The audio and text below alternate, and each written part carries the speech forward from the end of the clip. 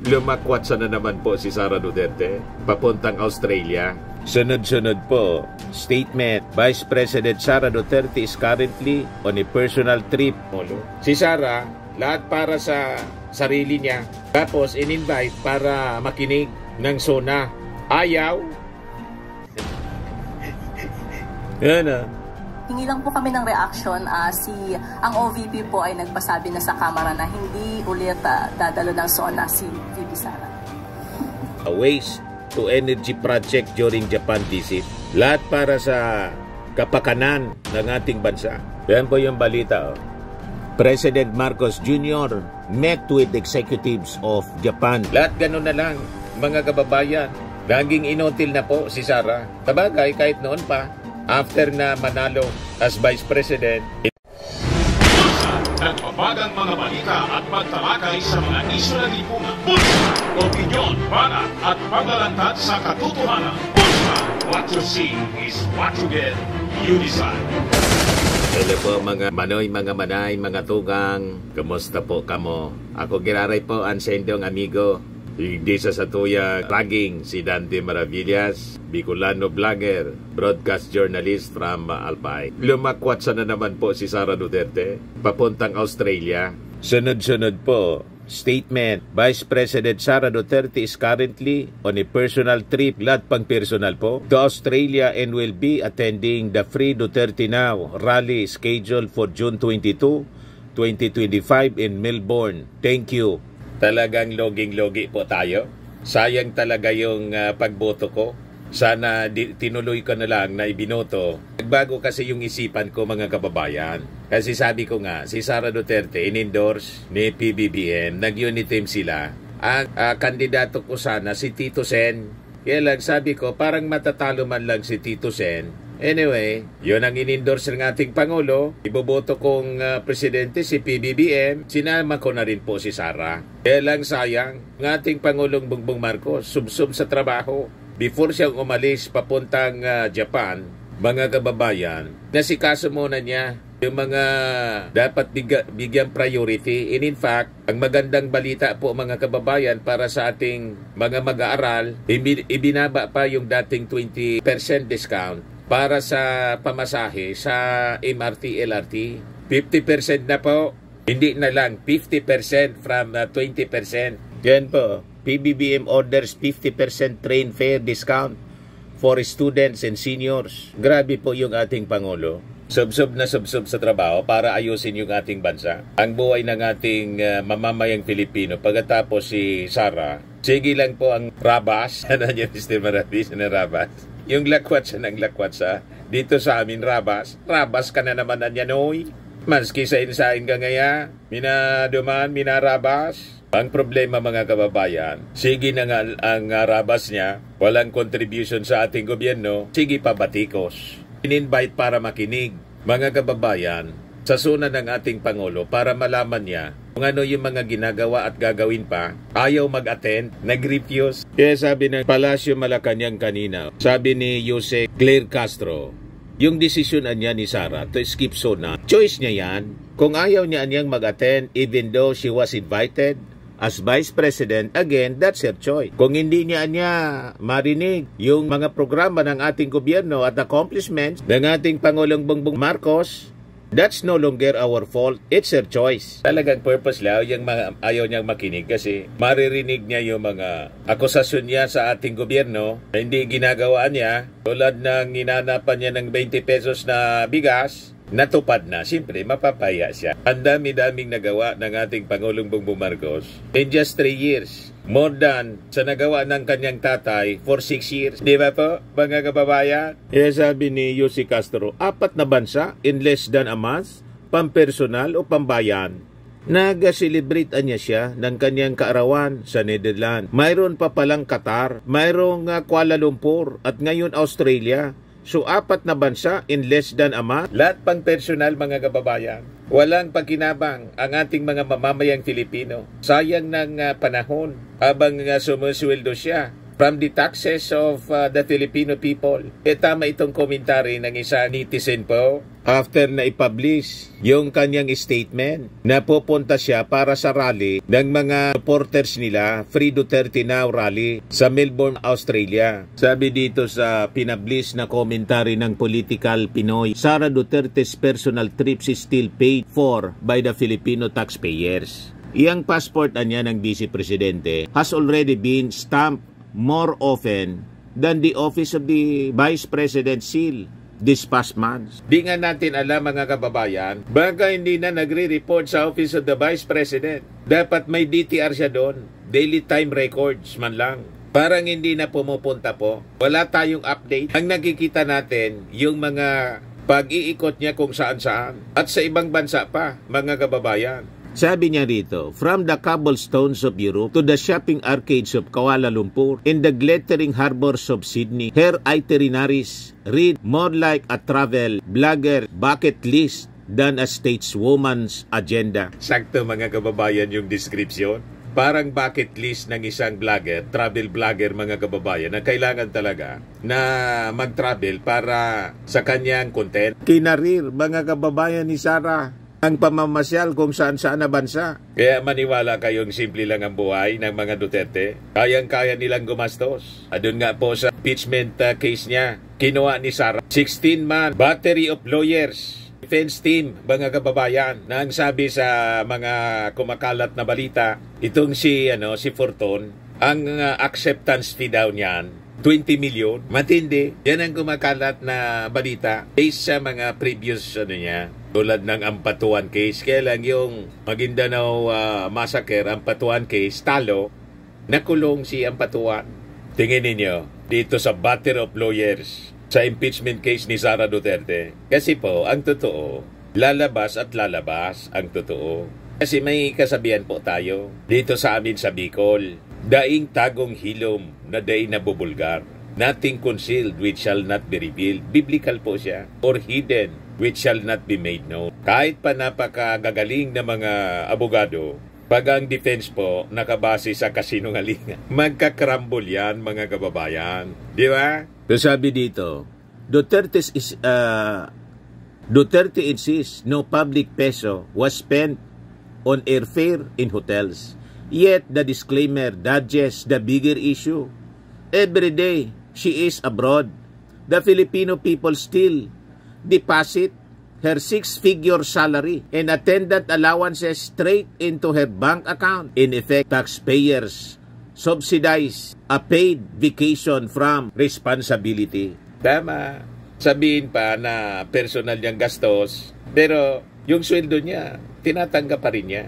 At yung panahon niya, imbis gamitin sa pagsiservisyo sa ating mga mamamayang Pilipino, kasi elected vice president siya, doon sa pampersonal, nandun siya sa rally, Free Duterte Now. May mga abogado na rin po siya na kinuha to defend Digong sa kaso doon sa ICC. Ano pang rason? Di po ba? Sabi nga natin, botet si Digong nabigyan ng due process. Yung mga alleged victims ng AJ case po, walang due process na ibinigay. Di ba po mga kababayan? Kaya sabi ng netizen po, the symbolism is damning. While inflation gnaws at household budgets and farmers beg for fertilizer, the nation's second highest official is busy collecting passport stamps. Her constitutional mandate to be ready to assume the presidency and to spearhead programs assigned by the chief executive cannot be fulfilled from a departure lounge. Worse, transparency is thin. Trip purposes are announced only after photos surface online and substantive outcomes remain invisible. Public office niya is a full-time trust, not a part-time honorarium. If Duterte wishes globetrot on private business, decency demands she waive her government pay or better yet, clock in at home and serve. Tama po. Habang yung ating Pangulong Bongbong Marcos, nandun na naman po yung ating Pangulo, biglaan nga po last minute decision pala yon na mag-attend siya sa World Expo 2025 sa Osaka, Japan. Para ano yung purpose niya? Para mag-invite po, i-promote yung ating tourism dito sa ating bansa. Ayan po yung ating Pangulo. Kasama yung mga tourism officials natin. Kausap yung mga Japanese officials. Yan o. Sabi dyan sa report ng Presidential Communications Office, President Marcos Jr. met with Japanese tourism partners in Osaka to promote investment in Philippine tourism and boost job opportunities for Filipino workers. Lahat po para sa bayan yung ginagawa ng ating Pangulo. Si Sara, lahat para sa sarili niya. Tapos in-invite para makinig ng SONA. Ayaw. Hingi lang po kami ng reaction. Ang OVP po ay nagpasabi na sa Kamara na hindi ulit dadalo ng SONA si VP Sara. Last year, hindi naman din po siya dumating. At sa ating pagkakaalam, siya po ay umaten sa isang kasalan. So kung hindi po siya atin ngayon, kahit siya po ay inimbita bilang Vice Presidente, again, choice niya po yun. At kung hindi niya po maririnig ang mga programa at kung ano po ang naging trabaho ng gobyerno at ng Pangulong Marcos Jr., hindi po na siguro natin kasalanan yun. It's her choice. You see? Tapos sasabihin ni Sara sa mga media interview, walang ginagawa niya ang Marcos administration para ayusin ang ating bansa. Sa yung walang ginagawa po. Lahat pang personal ang pinag-aksayan niya ng panahon, mga kababayan. Whereas ito yung ating Pangulo. Marcos discusses plan for waste to energy project during Japan visit. Lahat para sa kapakanan ng ating bansa. Yan po yung balita. President Marcos Jr. met with executives of Japan's Canadivia Corporation and Philippine Ecology Systems Corporation or Philico to discuss a proposed waste-to-energy project for Manila. Sabi dito sa balita ng Inquirer, Marcos is currently on the second day of his working visit to Osaka, Japan, where he is expected to attend the World Expo 2025, hold business meetings, and meet with the Filipino community. Sabi ng ating Pangulo sa kanyang Instagram post, I am pleased to share that we are working with Japan's Canadivia Corporation on a landmark waste-to-energy project for Manila. Itong initiative niya will turn thousands of tons of waste into clean energy, reduce flooding, create jobs, and help clean up communities, sabi ng ating Pangulo. O diba, napakaganda ng mga ginagawa ng ating Pangulo. Alam naman natin po dyan sa Metro Manila, problema yung basura. So pag nangyari ito, mga kababayan, masosolve yung problema sa basura ng Metro Manila, mayroon pa tayo clean energy mula sa waste, mula sa basura. Yung basura, i-convert, mga kababayan, to clean energy. May technology yung Japan dyan. Kaya nakita ninyo sa Japan po, napakalinis. Very progressive kasi sila. At advanced ang kanilang technology. Yun ang gusto natin na makuha, mga kababayan, ma-implement din dito sa ating bansa. Una muna sa Metro Manila. Later on siguro, i-replicate siya in other major cities sa buong Pilipinas. O di ba napakaganda po? So sabi dito, the meeting centered on Canadivia Corporation's investment plan for the YTE projects in partnership with Philico, a key player in the design, construction, and management of integrated sanitary solid waste facilities dito sa ating bansa. Ito, Canadivia Corporation is an Osaka-based company that specializes in environmental systems, including advanced WTE facilities, desalination plants, and water treatment technologies. Very good po ang ginagawa ng ating Pangulo. Located in Smoky Mountain, Manila, the WTA project aims to sustainably overall Metro Manila's waste disposal system by recovering energy on a large scale. It will address several national priorities, including the improvement of Manila's waste disposal system, power generation, foreign direct investment generation, employment creation, and environmental sustainability.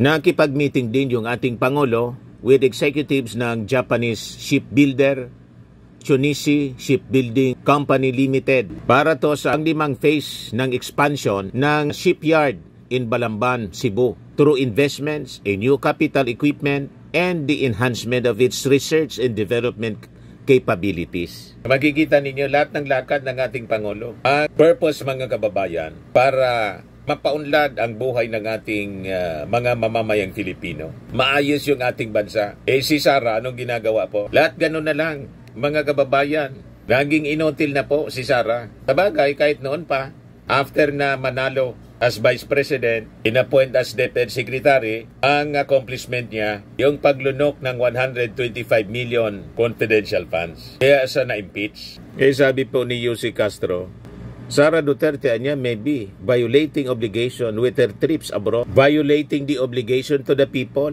Yan o, 4 na bansa in less than a month. So ang tanongan niya, pampersonal o pambayan? Tinatanong pa ba yan? Personal trip nga. Sinabi niya mismo sa kanyang statement, personal trip. So, hindi man pwede ang personal trip para sa ating bayan, para sa kanila. Kanila lang na pamilya. Ito yung press briefing ni Yussi Castro. Ma'am, hingi lang po kami ng reaction din sa Palasyo kasi sabi ng OVP, Vice President Sara Duterte is currently on a personal trip to Australia to attend the Free Duterte Now rally scheduled for June 22 in Melbourne. Hindi lang po ito yung unang beses na bumiyahe ang Vice Presidente to meet with OFWs. Bago po nito, pumunta siya sa Qatar, pumunta siya sa Kuala Lumpur. Does the palace see this as something to be concerned about? Kasi, or does the palace see a strategy for the VP to get the sympathy and support of the OFWs by going to different countries? So, lumalabas po na personal trip ulit. Sa aking pagkakaalam, nag-celebrate siya ng kanyang karawan sa Netherlands. That's May 29, 20, 30, 31. At meron pa palang Qatar. At merong Kuala Lumpur. At ngayon Australia. So, 4 na bansa in just less than a month. So, kung doon po abala ang ating Vice Presidente sa mga personal trips niya or personal trips with her family, choice po ng Vice Presidente yun. Sabi nga natin, pampersonal o pambayan? That is the question. Kung masasabi kung ano man po ang ginagawa niya ngayon bilang Vice Presidente, ito po ang nakikita ng taong bayan sa kanyang ginagawa bilang isang halal na leader ng bansa. O ngayon, yung ating Pangulo naman po, sa kanyang travel sa Osaka, hindi pang personal. Ito yung tanong ng isang reporter. Business agreements to be signed sa panahon ng working visit niya sa Japan? Actually, hindi pa po kasi tapos ang pakikipagpulong ng ating Pangulo sa mga Japanese corporations at iba pa pong mga korporasyon na maaari po makatulong sa ating bansa. Hintayin na lang po natin ang anuman ang i-report ng ating Pangulo sa kanyang pagdating. Pero ito po ay ginawa ng Pangulo, hindi para magbakasyon, kundi para magtrabaho. At ito po ay para sa taong bayan dahil makikita po natin ang kanyang mga kausap ay patungkol po sa turismo, para mapalaki pa po, mapagandang ating turismo, at para po rin pasinayaan yung ating pavilion sa nasabing World Expo. Sa poll. Kaya yung inihingi na 700 million na budget ng Office of the Vice President, sana yung Congress po ipatawag uli si Sara Duterte to defend the 700 million budget. Saan niya gagamitin? Baka ubusin lang mga kababayan sa pagtatravel na wala mang kabuluhan at may relasyon sa rally. Kausap yung mga supporters nila para magsayaw-sayaw ng bangag. Ngiwi, butod.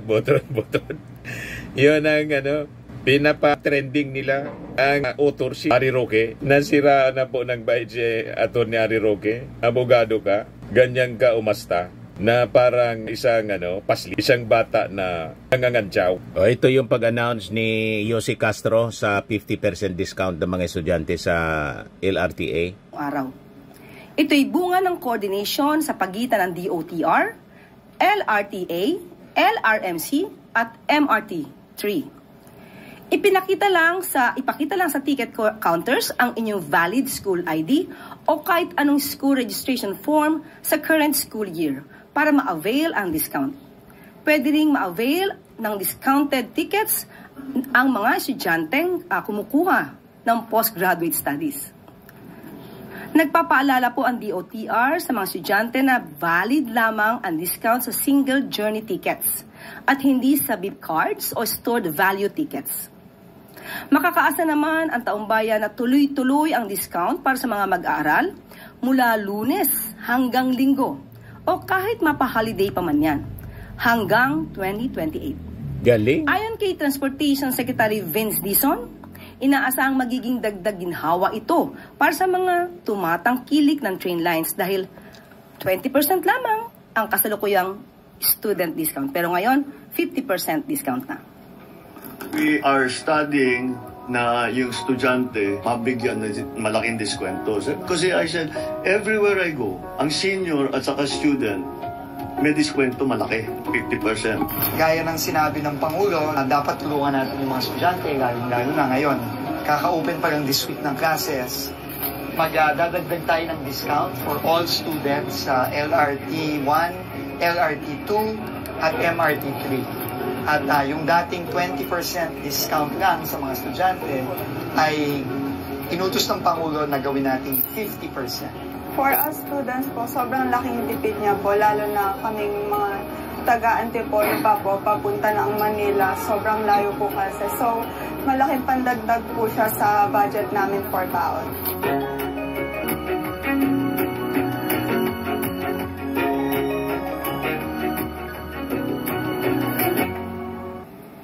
Di ba?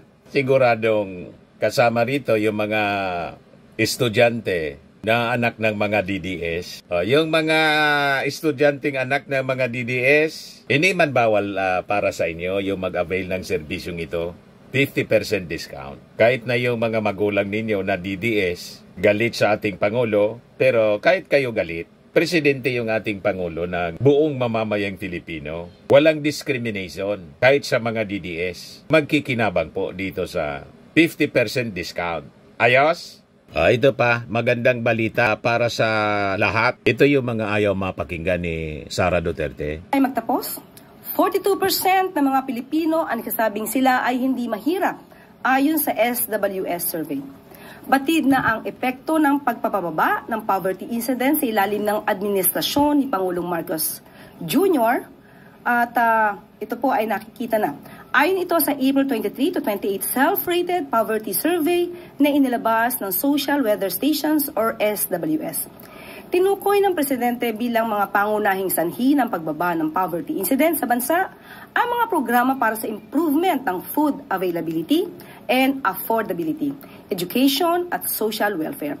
Ayon pa sa Pangulo, makatutulong din ang mga inisyatiba ng gobyerno na pag-aanin ang mga problemang nakakaapekto sa small-scale businesses, public utilities, transportation services at street safety. Bumaba din sa record low na 8% ang mga Pilipino nagsasabi na sila ay borderline poor. Malaki ang ibinaba nito mula sa 39% na naitala noong 2021. Patuloy lang ang administrasyon sa pagtatrabaho at upang pag-aanin ang pasanin ng mga ordinaryong Pilipino. Dahil sa bagong Pilipinas, aksyon ang solusyon.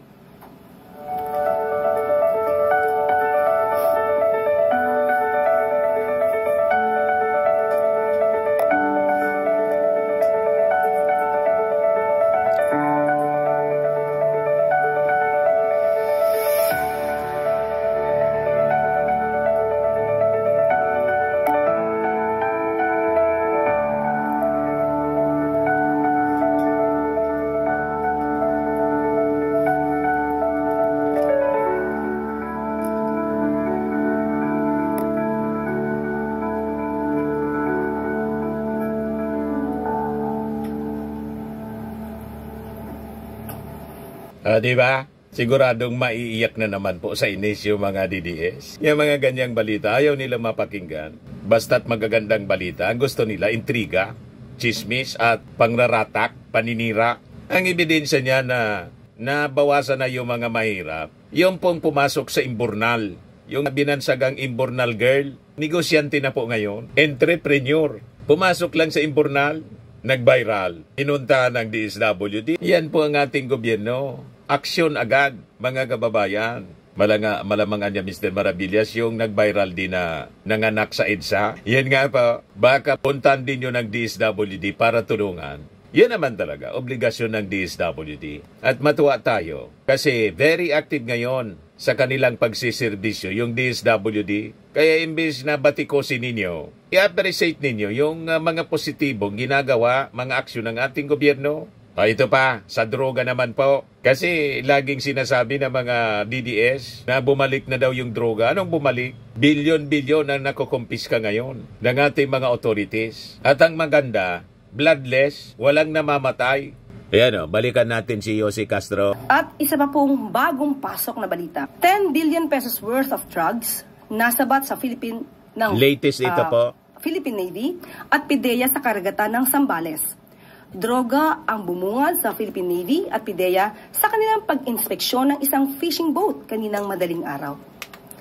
Tinatayang nasa 1.5 tons ang bigat ng hinihinalang shabu. Hindi. Tinawag naman itong isa sa pinakamalaking illegal drug apprehension sa kasaysayan ng Philippine Navy. Saludo po kami sa inyong patuloy na pagsuporta sa ating paglaban sa droga. At dito na po nagtatapos ang ating press briefing. Maraming salamat at magandang hapon para sa bagong Pilipinas. Ito naman po, Firmax Firming and Lifting Cream, pinapahid po sa mga pulses in affected area. Mainam po sa paninigas ng mga kaso-kasuan. Ito naman po, Automax Radiant Serum. Sa mukha naman yung application, anti-aging po siya. You will look 10 years younger than your age. Sa mga cancer patients naman po, baka lang gusto ninyo itong itry. Neng siya red mixed fruit drink. Hindi mo po siya gamot, food supplement siya. Kaya lang, gawa siya mga kababayan sa goji berry. Yung goji berry, may anti-cancer properties. O ngayon, yung mga inquiries ninyo, dumiritso na lang kayo sa aming messenger sa Facebook para masagot namin agad. Ayos pa? Ayos na ayos niya, Mr. Maravilla. But anyway, ito po pala yung aming bagong product na binibenta online.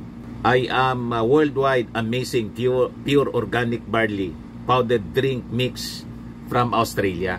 Negosyo to ng aking anak na architect entrepreneur Riz Maravillas. Ayan po. Kontakin na lang po ninyo siya, Riz Maravillas on Facebook. Ang mga health benefits niya, boost immunity, improves digestion, enhance energy levels, packed with antioxidants, prevent cancer. Sa mga nagana po ng malinis and spacious fitness gym, pumunta lang po kayo sa aming Colossal Fitness Gym. May Grab car rental din po kami. Ito naman po yung bago naming product na binibenta online. Eye Glow Serum, whitening po siya. Tingnan ninyo yung epekto sa aking anak na architect before and now. Yung mga inquiries po ninyo, dumiretso na lang kayo sa kanyang Facebook account, Riz Maravillas.